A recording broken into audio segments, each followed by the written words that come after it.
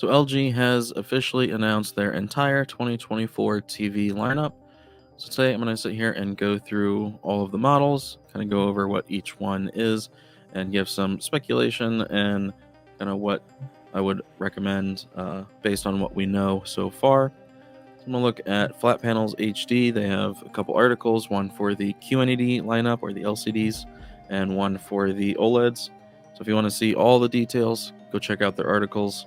Um, Starting with the QNED or the LCD lineup. So it's a bit surprising actually that we're getting these this year. Last year we didn't really get any new QNED models. So I'll start real quick too with the name. LG specifically says do not call them QNEDs. They are not QNEDs, they are QNED.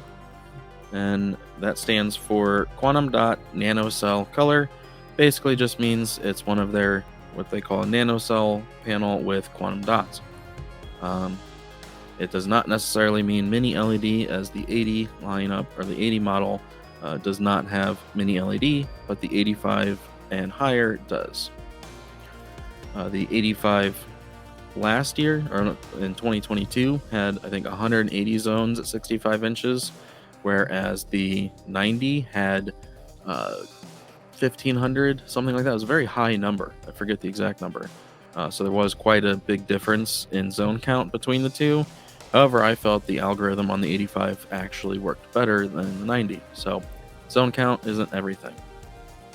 All right, but the other big news here is the big sizes. We now have a 98-inch. And we also have a new 8K model, the 99T. So they did add a T to distinguish these models from the prior ones. So if it has a T, then it's a 2024.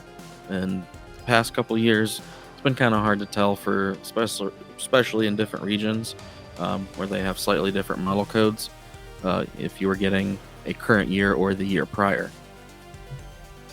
So the 8K model, the 99T, will come in 75 and 86 inches.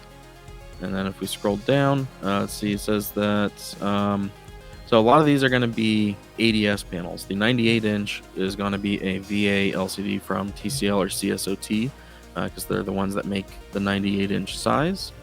A lot of these other sizes, though, are going to be ADS panels, the same that are in the Samsung ADS models.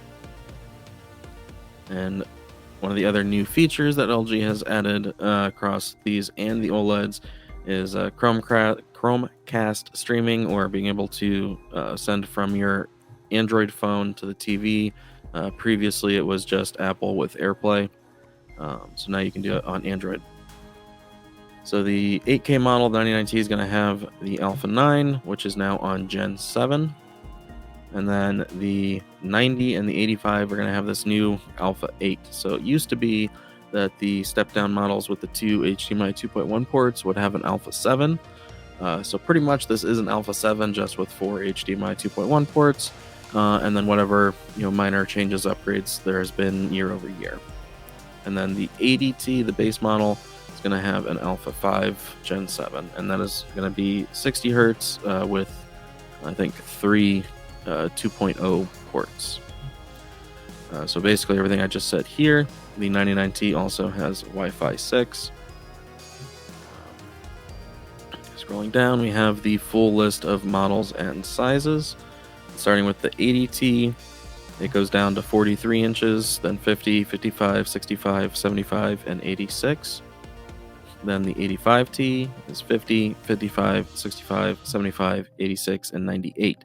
So if you're looking at the 98, it's only going to be in the 85 model.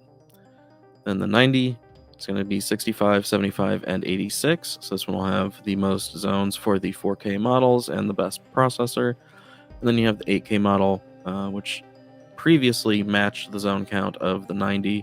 We'll see if that's the same, which is only going to be in 75 and 86 inch sizes. The 85T has this 50-inch and the 80T has a 50-inch. I don't think there's an ADS panel at 50 inches, so that may be VA. So there's going to be a mixture of panels in these. Would be, especially with the 98, that's definitely going to be a VA. So we'll have to see which sizes are which panel types. That's really about all the information here on the QNEDs. It's just, again, a little bit surprising that they're even coming out with them. So let's move on to the OLEDs, where the big news is bigger with MLA. So you can now get MLA in 83-inch. I think that's what most people expected and most people wanted, and, well, at least enthusiasts wanted. Also 144 hertz. So now we are going to go over the B4, C4, G4, and M4. Those are the 4 models for the OLEDs this year. And some of you, or a lot of you, probably have already heard the C series is not getting MLA. And I've seen some comments kind of upset about that. And I don't really understand it because there needs to be a distinction between the C series and the G series. The C series is their mainstream model. It is not their high performance model. In the past, there just really wasn't that much they could do performance-wise to distinguish one from the other, aside from software restriction. So now the G4 is the enthusiast model. If you want MLA, you want a heatsink, you have to get at least the G4.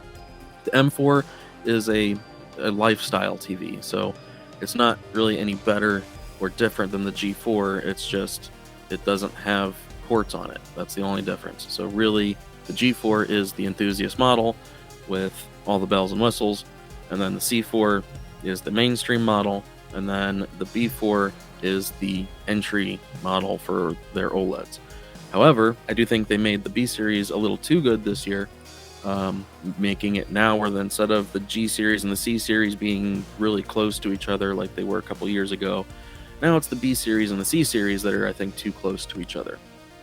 And then, you know, there's going to be a bit of a struggle there in getting the pricing right. From the C series and up is going to have 144 hertz. That's one distinction between the C and the B. That is only going to matter if you are a PC gamer. If you're console gaming or just watching stuff, that has zero effect on you or what you're using. The G4 and the M4, again, the only ones with MLA, which MLA goes up to 83, and then the G4 and M4 are the only ones in 97 inches, and those will not have MLA. So LG is stating that the G4 is going to be 150%, which means 1.5x, in peaks only, so that's 3% in smaller window sizes. Then they actually use the terminology conventional OLED, which for LG means the B series, not necessarily a B4. But I also don't expect the B4 to be any different, really, performance-wise than a B3 or B2. So basically, you take 700 to 750 nit range of what the conventional or B series OLED is, and multiply that by 1.5. So you're going to get about 350 nits or so that you add to the performance of the G3, and then that's what you get with the G4 on a 3% window. Now, when it comes to, say, 5-10% windows and larger up to full field, the G4 should essentially match the G3, no real difference. So it's really only in peak brightness on small little objects that is going to get the bump. And since the G3 was about 1350 to 1400 nits, that means you can expect 17, maybe 1750 for the peak small highlights on the G4, 1800 probably at the most.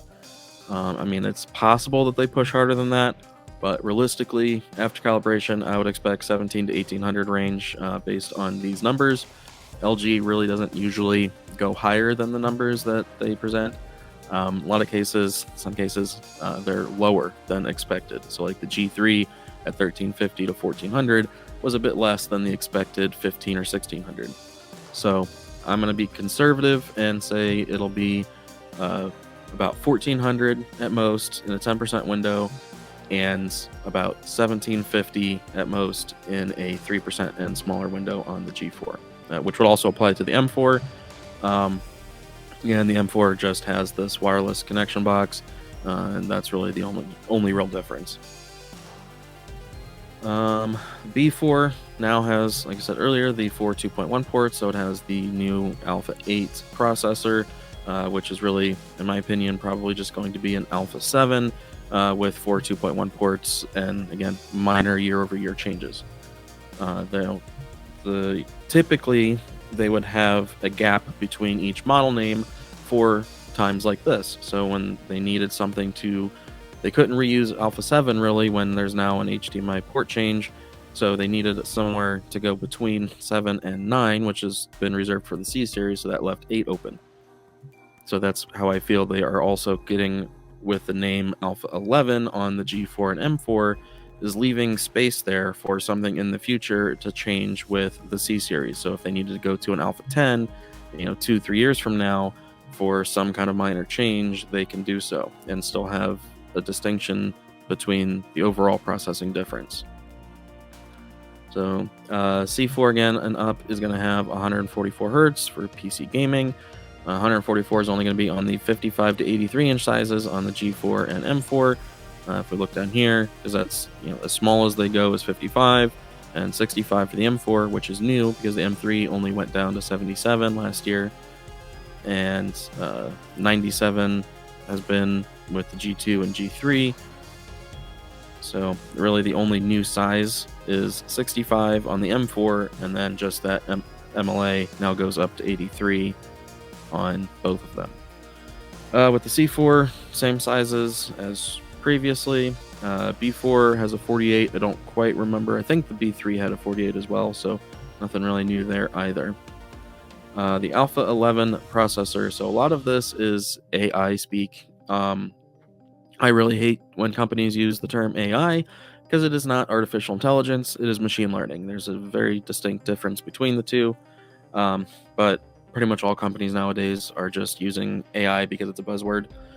And 4 times the AI performance really means nothing in reality. What is it actually going to visually give you? It's just a number here, so that's marketing. Getting a 70% increase in the graphics performance of the chip, okay, that's something measurable.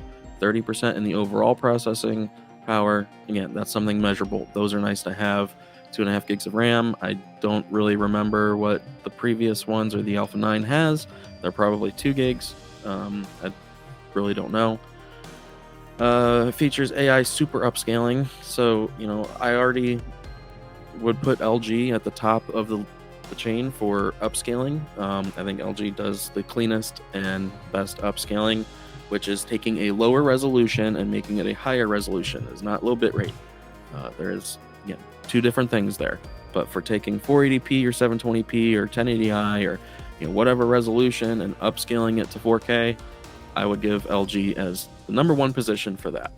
So with this AI super upscaling, I hope they are not going to start over sharpening and having haloing and other artifacts from doing that.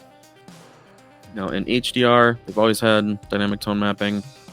Now it's called Dynamic Tone Mapping Pro. So supposedly with the AI, it's going to go pixel by pixel and do dynamic tone mapping that way instead of breaking it into zones.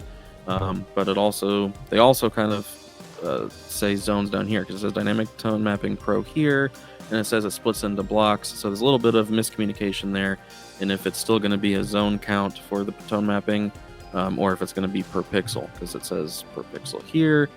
But this is specifically talking about upscaling, so I'm going to guess it's still a zone-based thing, which last year there was 20,000 zones. There's no mention of a number here, so maybe it's the same, but they did add Pro into the name. Basically, what that does is you probably heard people talking about 3D pop on the G3 last year. That is a very bad term. Basically, what's happening is if you use dynamic tone mapping on a G3 or coming up with the G4, it will darken dark objects more than they should be and brighten bright objects more than they should be to create an over contrasty look, which is what causes that little bit more three-dimensional look. So if you're not into accuracy and you don't care about what the image is supposed to look like, then that can benefit you if you like that kind of thing. But if you are looking to see the source material as it should be, then all this stuff is going to be turned off. It also says that they're going to use the AI processor to supposedly try and emotional elements intended by filmmakers and content creators, to convey the mood. Like, none of this really makes any sense. The only thing I can think of is that it could be helpful for is for the general public who's not going to change picture mode.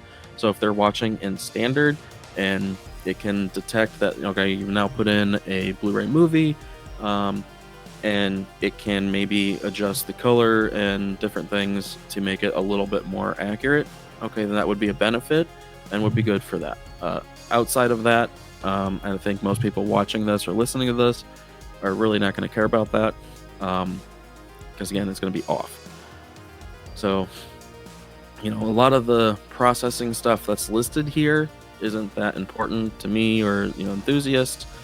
However, what we can hope for is, with this being a more powerful processor, hopefully we get better streaming quality. Hopefully we get better low bitrate handling. Hopefully near black has less or no flickering and flashing and pulsating that the G3 had. Hopefully the color banding is much improved, less posterization, things like that. That's what we really want, and hopefully with this new processor we will get that. If we do get that, and if the 83-inch G4 or M4, if those panels are actually new panels finally, then it would put this on my radar personally to buy an 83-inch G4. I just want the processing to fix the issues that were really present in the G3, and I want the 83-inch panel to finally be updated from 2021, because prior to now, all of the 83-inch WRGB OLEDs, they're all the same panels that they were back in 2021 with the C1 and the A90J. They all have banding, vertical banding and other uniformity problems. So I really hope that this year they're finally new panels with the 83s. The other thing to consider too is that the 83s don't perform as well as the smaller sizes. So to get the highest brightness performance, that would be 55, 65, 77. We can expect the 83s to be approximately a couple hundred nits lower in peak performance. So, keep that in mind. But I would say if the 83-inch can perform relatively close to a 77 G3, or maybe just a little bit under, but with clean uniformity, and again, hopefully better processing of streaming content, then again, that will put it, on my radar to consider purchasing it. And then there's filmmaker mode being added into Dolby Vision, which kind of a nothing burger in my opinion, because cinema mode is basically the same thing. Cinema mode already has all the motion stuff turned off, which is basically what filmmaker is for. But it's an extra picture mode, so nothing really to complain about. And then it goes into some audio details, which the G3 did not have the greatest built-in speaker system, whereas the G2 was actually really good for its built-in speakers. So we'll see if that changes with the G4. And the C series generally has pretty solid audio, so maybe nothing will change and the audio will just stay good with the C series. And that's about it. So if you have a G3, really no reason to be looking at upgrading unless you're going to go up in size, or if you are bothered by some of the processing issues in the G3. And compared to QD OLED, I think it's going to be, there's not really anything here indicating any kind of color gamut or color volume, color luminance increases of any kind. So pretty much the same playing field that it was last year, with QD OLED is just going to perform better. So hopefully the pricing will reflect that this year, especially in the C series. So because with the B series being so close to the C series, if the B series is substantially cheaper or even moderately cheaper, it's just going to be get the B series if you want the LG.